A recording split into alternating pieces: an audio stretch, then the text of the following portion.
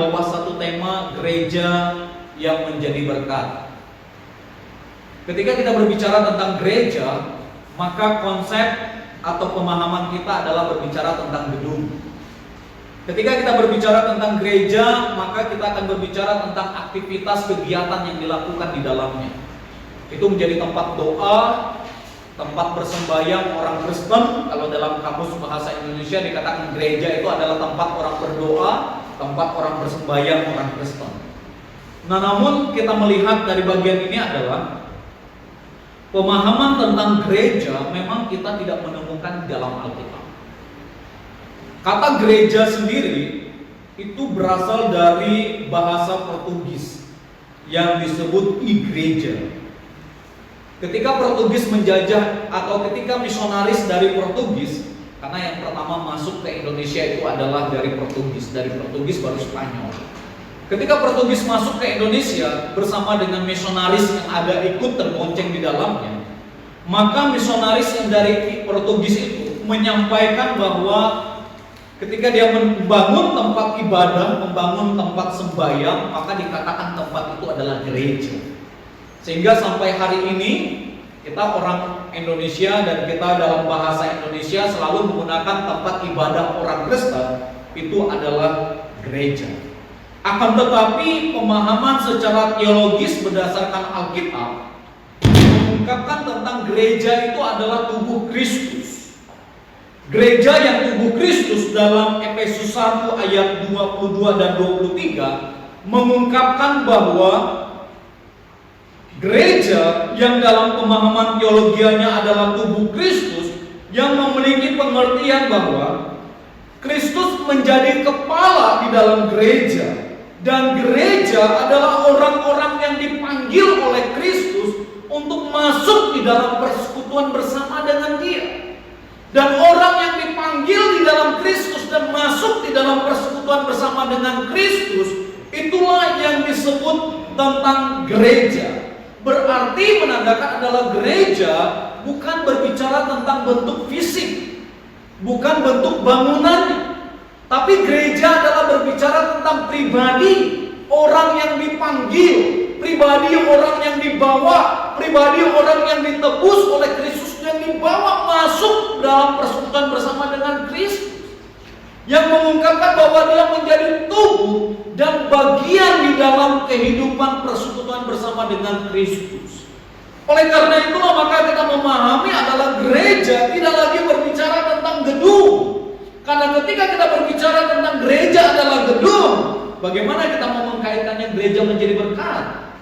Tetapi dalam kaitannya adalah gereja adalah pribadi kita yang telah ditebus oleh Kristus dan kita masuk dalam panggilan bersama dengan Allah Bapa untuk hidup bersama dalam persekutuan bersama dengan orang-orang tebusan. Inilah menjadi gereja-gereja yang ada. Sehingga kalau Yesus katakan, engkau di atas batu karang ini aku akan mendirikan jemaatku, yang menandakan adalah kita adalah batu-batu kecil yang telah dikumpulkan dan tersusun dan diletakkan di atas dasar Yesus Kristus yang menjadi fondasi di dalamnya. Itulah yang membuat kita menjadi pribadi yang kuat. Oleh karena itu, maka hari lahirnya Pentakosta menjadi satu hari lahirnya gereja. Karena melalui peristiwa Pentakosta adalah satu peristiwa kebangkitan di mana orang-orang yang percaya mendapatkan talenta, mendapatkan karunia oleh karena pekerjaan roh. Sehingga disinilah dikaitkan bahwa gereja adalah orang yang dipanggil oleh Kristus di dalam firman-Nya, oleh karya Roh Kudus, mereka berdampak bagi orang lain. Dan inilah yang nantinya gereja menjadi berkat. Oleh karena apa? Orang-orang yang dipanggil ini berdampak bagi banyak orang. Dalam peristiwa ini, dalam perjanjian baru, maka gambaran gereja, ada beberapa gambaran dalam kitab perjanjian baru mengungkapkan tentang gereja. Yang pertama adalah gereja itu digambarkan tubuh Kristus. Kembali lagi saya ingin ingatkan bahwa gereja adalah tubuh Kristus, yang menandakan bahwa setiap orang percaya adalah mendapat bagian di dalam Kristus. Setiap orang percaya adalah menjadi milik dari Yesus Kristus itu sendiri. Yang kedua, gereja itu adalah dikenal dengan istilah bait Allah. Kita seringkali mendengar dalam perjanjian baru itu adalah bait Allah. Nah, berbicara tentang bait Allah, maka berbicara tentang bangunan yang telah tersusun di atas fondasi Allah di dalamnya. Maka Yesus katakan, dalam 3 hari aku akan merombak bait Allah, dan dalam 3 hari bait Allah ini akan terbangun kembali. Yang menandakan adalah bait Allah berbicara tentang pribadi orang yang percaya yang dibangun di atas dasar Yesus Kristus. Yang ketiga, gereja selalu digambarkan tentang pengantin Kristus atau mempelai dari Kristus itu sendiri. Karena gereja adalah mempelai dari Kristus, maka gereja harus menjaga nilai, kualitas, dan tanggung jawabnya di hadapan Tuhan. Karena dia adalah mempelai. Karena dia adalah mempelai, maka dia bertanggung jawab atas pribadi hidupnya dalam kekudusan di hadapan Bapa. Dan yang keempat, gereja digambarkan sebagai kawanan domba. Kenapa dia digambarkan sebagai kawanan domba? Oleh karena Kristus yang adalah gembala yang akan memimpin seluruh umatnya, dan gereja menjadi kawanan yang mengungkapkan bahwa Yesus memelihara umatnya sebagai kawanan domba. Dan yang kelima, dikatakan gereja itu adalah pokok anggur, yang menunjukkan bahwa gereja ada kehidupan di dalamnya, di mana gereja akan menghasilkan buah. Dan inilah dalam kaitan tema kita adalah gereja yang menjadi berkat. Bagaimana kehidupan orang percaya menghasilkan buah di dalamnya. Dengan demikian maka kita melihat satu kesimpulannya adalah kalau begitu gereja adalah berbicara tentang pribadi, berbicara tentang orang yang telah ditebus, berbicara tentang orang yang diselamatkan oleh Yesus Kristus. Nah, dengan demikian maka kita melihat dari bagian firman Tuhan hari ini membawa kita untuk belajar bersama tentang apa yang Yesus katakan kepada Petrus. Ini dalam kaitan tentang gereja yang menjadi berkat. Dan aku pun berkata kepadamu, engkau adalah Petrus, dan di atas batu karang ini aku akan mendirikan jemaat. Bapak Ibu Saudara yang dikasihi oleh Tuhan, kita akan melihat, belajar bersama, mengerti tentang beberapa pengertian istilah. Yang pertama adalah jemaatku. Di dalam bagian ini kita sudah tidak asing lagi mendengar istilah jemaatku yang seringkali diartikan dengan kata eklesia. Jadi eklesia yang diambil dari kata ek dan kleo, yang menandakan ek adalah keluar dan kleo adalah dipanggil.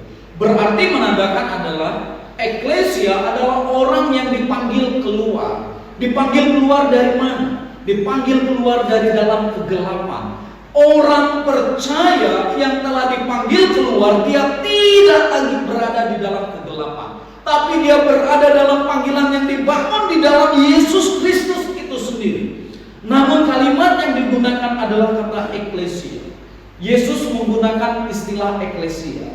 Saya mencoba untuk melihat, mengkaji apa sih yang sesungguhnya. Ternyata dalam latar belakang teks ini, kata eklesia adalah salah satu kata yang tidak asing lagi dalam pemerintahan orang-orang Romawi. Kata eklesia dalam pemerintahan orang-orang Romawi, oleh karena menggunakan istilah Yunani, maka dalam Yunani Athena, kata eklesia itu untuk ditunjukkan kepada persidangan besar. Sehingga di dalam artinya, kalau kita lihat kata eklesia saja tanpa kita memisahkan ek dan kleonya, maka arti eklesia adalah persidangan besar, perkumpulan besar. Kalimat ini digunakan dari istilah politik yang ada di kota Roma. Karena di dalam kota Roma itu ada hidup orang itu dalam kelas hierarki, ada dalam kelasnya. Ini kelas yang nomor 1, kelas nomor 2, kelas nomor 3, dan kelas nomor 4. Kelas nomor 4 itu adalah rakyat jelata yang terkumpul dari para budak dan para pekerja kasar dan para buruh yang tidak dalam masuk hitungan kelas. Sehingga eklesia ini adalah dikhususkan untuk persidangan orang-orang kelas nomor 4. Berarti menandakan eklesia adalah kumpulan besar oleh karena di dalamnya ada para buruh, ada para orang-orang yang tidak dalam masuk hitungan dalam pejabat. Dan mereka di dalam eklesia, mereka mengadakan persidangan dan mereka memutuskan dan mereka menentukan nasib hidup mereka yang nanti mereka akan usulkan kepada kerajaan Romawi. Inilah ketentuan kesepakatan yang telah kami buat. Dan itulah yang mereka ajukan kepada kerajaan Romawi. Dan Raja Romawi dalam persidangannya, karena di dalam persidangan Raja Romawi itu dikenal dalam Oreaki. Oreaki ini adalah perkumpulan para petinggi-petinggi Roma yang terdiri dari para raja, pejabat-pejabat tinggi militer, bahkan orang-orang terkaya yang ada di Roma, dan mereka duduk bersama. Dari hasil eklesia, dari apa yang dibicarakan di eklesia itu nanti diputuskan di Oreaki. Oreaki ini nanti akan menentukannya apakah keputusan eklesia itu diterima atau tidak. Kalau diterima, maka itu dijadikan undang-undang yang akan mengatur orang-orang yang berada di kelas nomor 4 itu, eklesia itu. Dan dalam kaitan ini, kenapa Yesus menggunakan kata eklesia untuk menunjukkan kepada jemaat? Bapak Ibu Saudara yang dikasihi Tuhan, Martin Dalton mengatakan bahwa ketika dia menggunakan kata eklesia, Yesus menggunakan kata eklesia karena orang-orang yang ada di dalam ini dan orang-orang yang dipanggil oleh Yesus tidak hanya orang-orang yang dalam kedudukan kelas, tetapi orang yang dipanggil oleh Yesus adalah orang-orang dari latar belakang semua agama, semua suku, semua tingkat, semua kepercayaan mereka yang dari latar belakang yang jauh. Dalam pengertian bahwa orang-orang ini adalah orang-orang yang sudah jatuh di dalam dosa, dan mereka yang telah diperhamba dan diperbudak oleh dosa, maka mereka harus keluar dari dosa itu sendiri. Supaya mereka bisa keluar, maka menggunakan eklesia inilah yang bisa mengangkat mereka nanti yang akan keluar dari dalamnya. Supaya ketika mereka duduk bersama dengan orang-orang eklesia ini, mereka melihat bahwa kita ini sama di mata Tuhan. Tidak ada kelasnya, karena kita sama-sama orang yang berdosa. Kita eklesia ini adalah kita orang-orang yang dalam gelap, tapi diangkat oleh Tuhan, dan tidak ada satupun yang bisa membanggakan dirinya oleh karena kita orang yang berdosa, orang yang gelap. Tapi kita mendapatkan anugerah dari Tuhan karena kita dipanggil oleh Allah dan bisa duduk bersama dalam eklesia itu sendiri. Namun yang menariknya adalah kalau di dalam pemerintahan Romawi dia hanya menggunakan kata eklesia saja. Tetapi di sini dia menggunakan kata umatku atau jemaatku, ada tambahan kalimatnya yang menunjukkan bahwa eklesia ini adalah ada kepemilikannya. Orang eklesia ini adalah milik dari Yesus Kristus itu sendiri. Karena Yesus yang memanggil mereka keluar dari dalam gelap, keluar dari dalam dosa, dan mereka ada bersama di hadapan Tuhan. Sehingga persekutuan mereka bukan persekutuan yang terpisah dengan Allah, tetapi mereka akan bersekutu bersama-sama dengan Allah, di mana Allah hadir di tengah-tengah mereka. Sangat berbeda pemahaman, sangat berbeda pengertian eklesia yang dimiliki oleh orang-orang Romawi. Orang-orang Romawi hanya memahami eklesia, para buruh silakan mereka merapat sendiri, silakan mereka sidang sendiri, mereka tentukan nasibnya. Setelah nanti mereka tentukan nasibnya, mereka buat catatan agendanya. Catatan itu nanti menjadi keputusan bagi mereka, baru mereka serahkan kepada raja. Inilah ketetapan kami. Baru raja nanti sidang dari hasil itu, baru raja nanti menentukan keputusan. Ternyata dampak dari eklesia itu mempengaruhi Roma. Yang dulunya Roma dikenal dengan sistem pemerintahan Korea. Raja punya otoritas, para pejabat, para petinggi, dan orang-orang yang punya kekuasaan, punya otoritas. Tetapi melalui eklesia terjadi perubahan. Roma menjadi demokrasi. Pemerintahan Romawi menjadi demokrasi jadinya. Dan dampak dari eklesia mempengaruhi dunia demokrasi secara umum. Sehingga dikaitkan, kata Martin Dalton katakan bahwa apa yang Yesus ungkapkan tentang eklesia telah mempengaruhi perpolitikan dunia secara umum. Karena apa? Semua orang melihat bahwa semua orang punya nasib yang sama. Semua orang punya kedudukan yang sama. Tidak ada perbedaan siapapun di dalamnya. Ketika Yesus menggunakan kata eklesia untuk mengangkat kita semua dan menyadarkan kita semua bahwa kita ini adalah orang-orang yang telah diselamatkan, orang-orang yang telah ditebus, orang-orang yang telah dibawa keluar. Sehingga memahami gereja ini penting bagi kita, menyadarkan dalam diri kita bahwa saya ini adalah orang yang telah ditebus oleh Tuhan. Karena saya orang yang ditebus oleh Tuhan, maka saya akan duduk bersama dengan umat Tuhan, memikirkan nasib kami di hadapan Tuhan. Nah ini, bagaimana kami duduk bersama untuk memikirkan nasib kami di hadapan Tuhan, untuk kami terus menghadirkan Allah dan mempermuliakan Allah di dalamnya. Bapak Ibu Saudara yang dikasih Tuhan, ini penting bagi kita.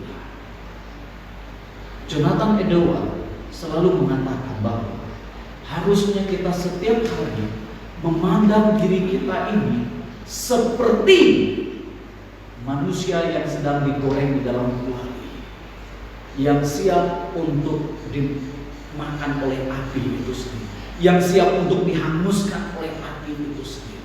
Sehingga dikatakan bahwa selama kita berada dalam kuali penggorengan itu, maka kita adalah berada dalam panggangan iblis yang siap didakwa oleh iblis. Tetapi Allah tidak membiarkan kita begitu saja. Allah mengangkat kita dari panggangan itu dan membawa kita keluar dari dalamnya. Kesadaran kita karena kita telah diangkat inilah yang membawa kita untuk terus memuji Tuhan. Sehingga ketika kita berada di dalam gereja dan kita sadari bahwa saya ini adalah gereja, maka saya sadar bahwa saya ini adalah orang yang telah diangkat oleh Tuhan. Karena saya adalah orang yang diangkat oleh Tuhan, tidak ada yang dapat saya banggakan, tidak ada yang dapat saya sombongkan. Semuanya adalah nilai yang sungguh luar biasa di hadapan Tuhan. Allah memuliakan kita.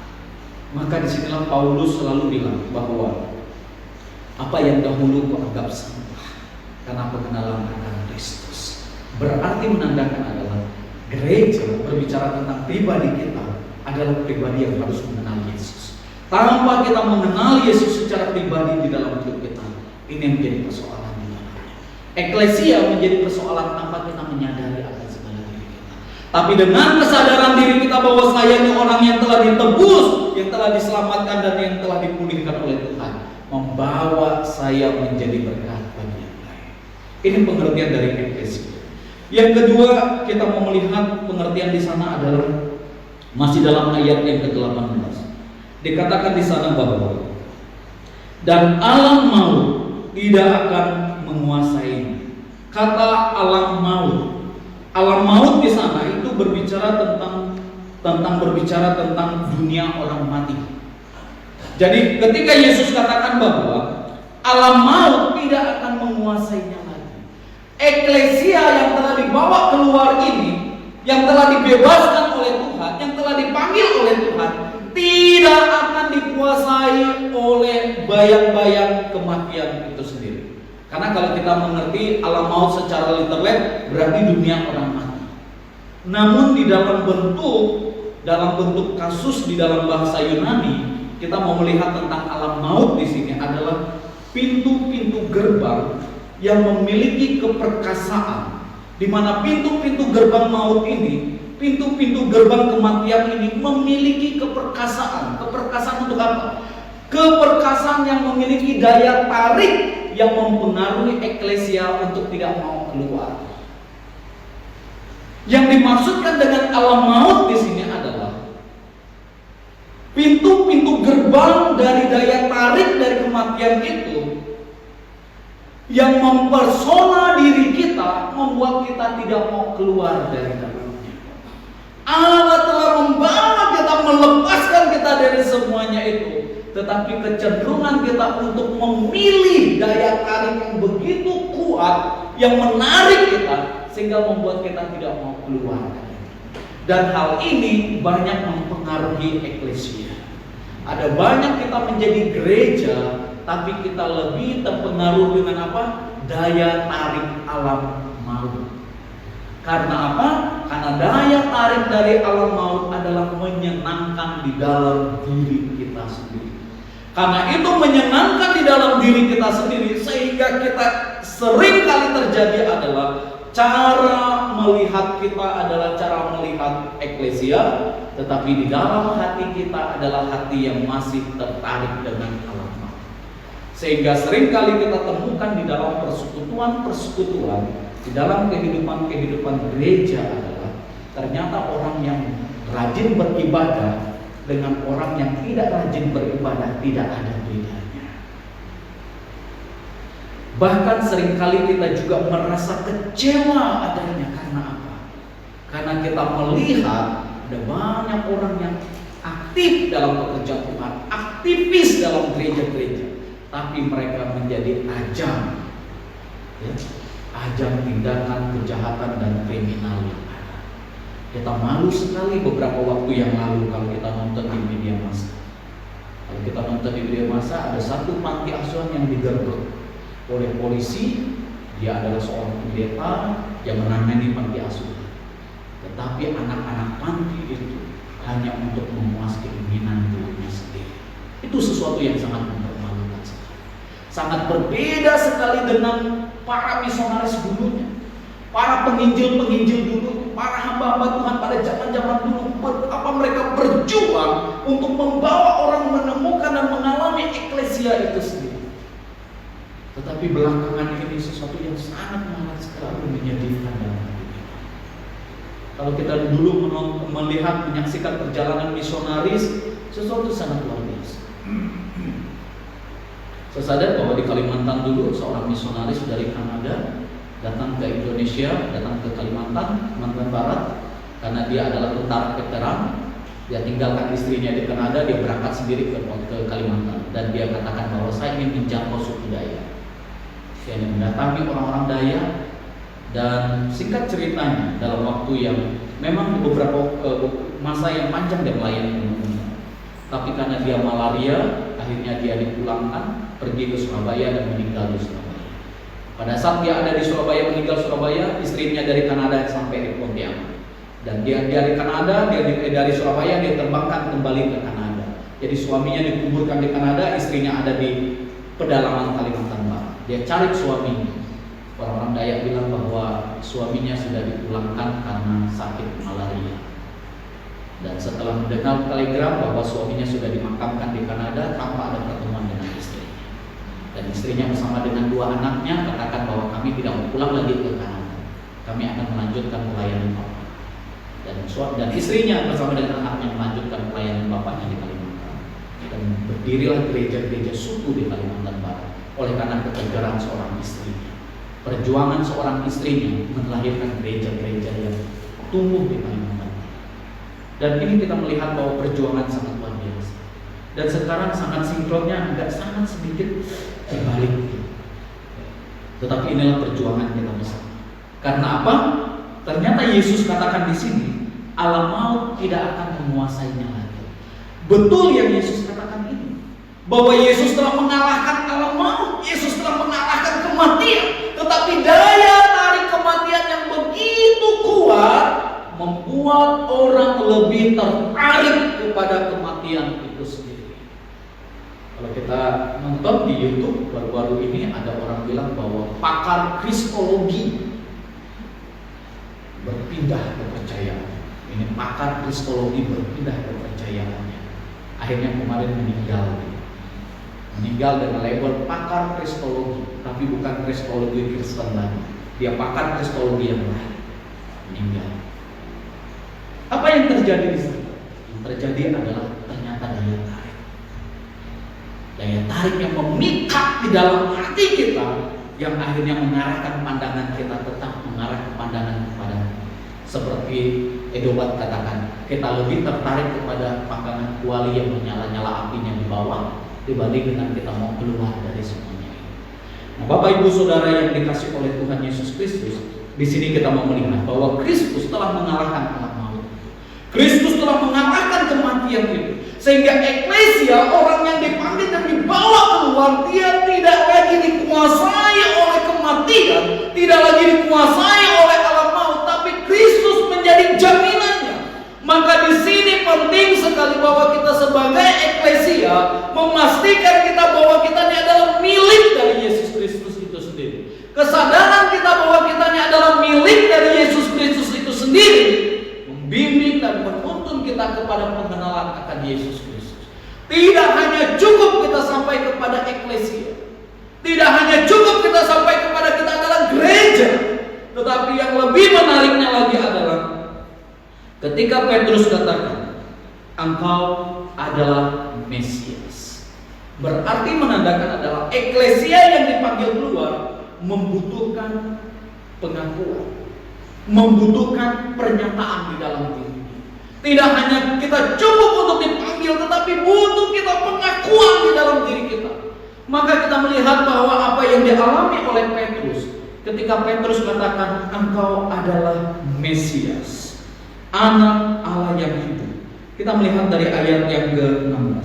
Maka jawab Simon Petrus, engkau adalah Mesias, Anak Allah yang hidup. Pernyataan Simon Petrus ini bukan hanya pernyataan yang asal keluar dari dalam mulut. Pernyataan Simon Petrus ini bukan pernyataan yang hanya keluar secara logika, tidak. Karena pengertian tentang Mesias itu sudah ada dalam perjanjian lama. Kalau kita membaca dalam Daniel pasal 7, maka di situ dikatakan bahwa Mesias, anak manusia itu yang akan berkuasa di bumi, yang akan datang dan yang mengadili bumi. Dia datang dari sorga, tapi dia akan mengadili bumi itu sendiri. Itulah Mesias. Maka ketika pernyataan Petrus menyatakan engkau adalah Mesias, Petrus ingin menunjukkan bahwa engkau datang dari sorga untuk mengadili bumi ini, mengadili dunia ini. Oleh karena kebobrokan, oleh karena dosa yang sudah ada di dunia ini, maka engkau datang dan akan mengadili dunia ini. Dan pengertian Mesias yang diungkapkan oleh Petrus ini juga dalam kaitan dengan apa yang dinubuatkan oleh Yesaya. Yesaya menubuatkan Mesias sebagai Raja Shalom itu akan datang dan bertindak atas dunia. Sehingga diungkapkan bahwa kerajaan Mesias tidak hanya berbicara tentang yang diurapi sebagai raja yang duduk dalam tata yang mengadili secara politik, tetapi Yesaya mengatakan bahwa dia sebagai raja damai yang memberikan shalom, yang memberikan damai itu sendiri di tengah-tengah umatnya itu sendiri. Sehingga pernyataan Petrus bahwa engkau adalah Mesias dalam kaitan hubungan bahwa dia yang diurapi sebagai raja, tapi dia datang dari surga. Karena dia datang dari surga, dia punya otoritas untuk mengadili manusia yang ada di bumi ini. Oleh karena itu Bapak Ibu Saudara yang dikasihi oleh Tuhan, eklesia yang harus terjadi di dalam diri kita adalah eklesia oleh karena berdasarkan pengakuan, berdasarkan pernyataan iman kita di hadapan Tuhan. Dan inilah yang akan membedakan eklesia yang dipahami oleh orang-orang Romawi dengan eklesia yang disampaikan oleh Yesus kepada Petrus. Karena eklesia yang dipahami oleh orang-orang Romawi adalah eklesia adalah perkumpulan saja, persidangan saja. Jadi setiap ada perkumpulan itu eklesia. Tapi bedanya dengan eklesia yang dipahami oleh Yesus adalah eklesia yang dipanggil keluar di atas dasar pengakuan. Pengakuannya adalah Yesus Kristus adalah Tuhan. Dia datang dari sorga yang akan menghakimi umat manusia itu sendiri. Karena Yesus datang dari sorga, dia punya otoritas untuk menghakimi manusia yang berdosa. Karena itu Bapak Ibu Saudara yang dikasihi Tuhan, kenapa Simon Petrus katakan engkau adalah Mesias? Simon Petrus ingin memberikan pemahaman bagi kita sekarang supaya orang percaya sekarang ini jangan terpengaruh kalau ada orang bilang bahwa dia datang dari sorga. Karena sekarang ini ada banyak orang kesaksian dia datang dari sorga, bahkan turun naik sorga. Kita juga terkagum-kagum dengan kesaksiannya kan. Mulai dari ada anak remaja kesaksian itu saya dibawa keliling-keliling untuk melihat sorga, dan di sana tamannya bagus sekali, indah sekali. Jangan-jangan dia berkhayal, ya kan? Masa sorga dikatakan tamannya bagus, airnya jernih, aduh sejuk, tenang, jangan jadi AC. Siapa yang menyaksikannya? Gak ada yang menyaksikan. Terus kita kata haleluya, haleluya. Apanya mau haleluya? Orang cerita begitu. Tetapi Petrus betul-betul dalam kesadarannya, engkau adalah Mesias yang datang dari sorga, engkau Raja Damai yang akan mengadili dunia ini, menghakimi dunia ini. Karena itulah engkau disebut Mesias yang diurapi. Nah ini penting bagi kita. Oleh karena apa? Dengan pemahaman itu membawa kita sadar bahwa kita sebagai eklesia harus berdiri atas pengakuan itu sendiri. Ketika kita berdiri atas pengakuan itu sendiri, kita tidak akan terpengaruh dengan indahnya tawaran bayang-bayang maut yang menarik kita kuat adanya. Kita tidak akan pernah terpengaruh, tapi justru kita akan mengarahkan pandangan kita kepada Kristus yang adalah Tuhan dan Juru Selamat kita. Sebagaimana pengalaman Martin Luther katakan bahwa pada saat dia mengadakan reformasi, iblis tunjukkan, Martin Luther, apakah engkau akan terus menjalankan reformasi sementara ada ribuan para petani mati oleh karena membaca suratmu? Dan Martin Luther katakan, mereka petani mati tanpa ada salah dan dosa. Lebih bagus saya menghentikan tindakan saya. Tetapi ketika dia sedang berdoa di bawah lonceng gereja, di bawah lonceng gereja, dan Roh Kudus ingatkan dia, mereka mati bukan karena engkau, tapi mereka mati karena mempertahankan iman mereka. Mereka rela jadi mati. Kalau mereka rela mati untuk mempertahankan imannya, masakan engkau menyerah dari pernyataanmu? Kata Roh Kudus mengingatkan. Dan itulah Martin Luther bangkit dan menyuarakan tentang hal itu. Bapak Ibu Saudara yang dikasihi Tuhan, terkadang masa-masa ada waktu kita di mana kita sedang dalam pergumulan yang begitu berat. Tuhan ingatkan kita akan pekerjaan Allah yang besar di dalam diri kita. Terkadang Tuhan ingatkan kita akan perbuatan Allah yang besar di dalam diri kita, supaya kita sadar bahwa eklesia yang di atas dasar pengakuan, Tuhan akan membela dia. Oleh karena itu sebagai gereja sekarang, penting bagi kita untuk ada dalam pengakuan. Dengan kita berada dalam pengakuan, menjadikan kita kuat adanya. Karena apa? Ada pengakuan di dalam diri kita. Pengakuan di dalam diri kita karena kita menyatakan iman kita kepada Yesus Kristus sebagai Tuhan dan Juru Selamat dalam hidup. Sehingga inilah penting bagi kita. Kenapa kita tiap minggu harus berulang-ulang kali mengungkapkan pengakuan iman kita?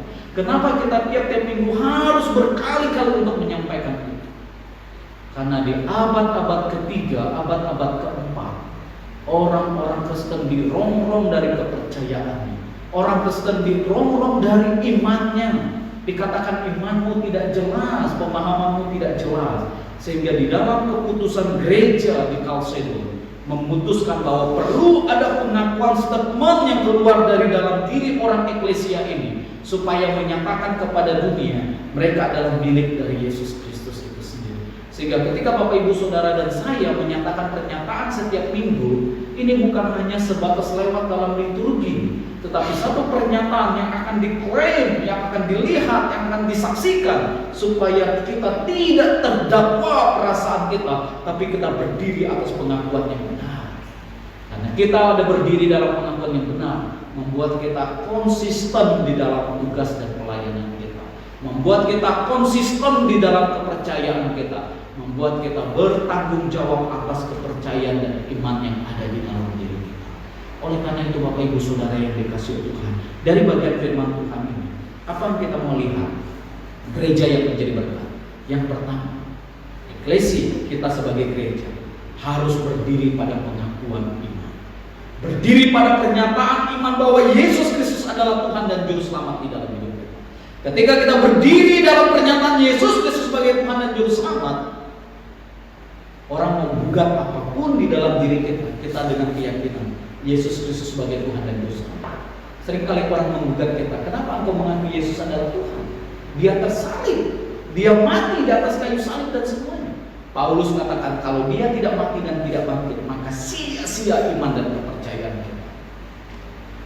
Ketika mereka menggunakan tolak ukurnya pakai Alkitab yang lain, tetap dia akan salah. Tapi ketika mereka menggunakan alat ukurnya menggunakan Alkitab yang diterbitkan oleh Lembaga Alkitab Indonesia, pasti tidak akan salah.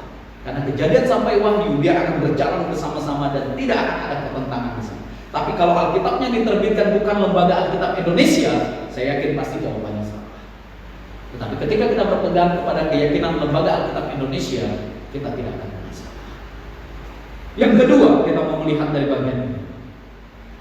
Supaya kita dapat menjadi berkat, maka kita dipanggil oleh Tuhan untuk kita bisa bebas dari alam maut itu sendiri.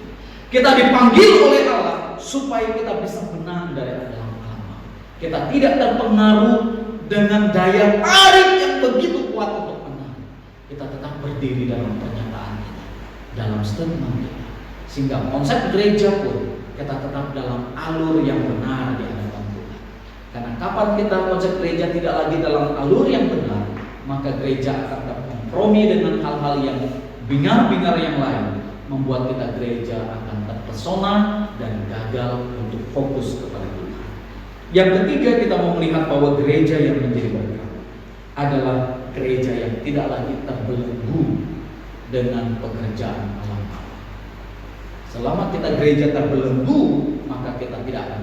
Oleh karena itu, maka orang yang dibawa dipanggil keluar, memastikan dirinya tidak lagi terbelenggu dengan kuasa kegelapan, tidak lagi terbelenggu dengan pekerjaan roh jahat, tidak lagi terbelenggu dengan tipu daya iblis, tetapi sungguh membawa dia fokus kepada Tuhan dan tertuju kepada Yesus Kristus. Tuhan memberkati kita. Amin. Mari kita berdoa. Bapa di sorga, terima kasih, kami sangat bersyukur kepada-Mu untuk kebenaran dan firman Tuhan membawa kami belajar. Hari ini kami sadar bahwa kami adalah gereja. Kami adalah eklesia yang dipanggil keluar oleh Tuhan. Dan Allah inginkan agar hidup kami berdampak bagi yang lain. Oleh karena itu Tuhan Yesus tolonglah kami, bimbing dan bawa kami untuk mengalami karya dan perbuatan Allah yang besar. Dalam nama Yesus kami berdoa.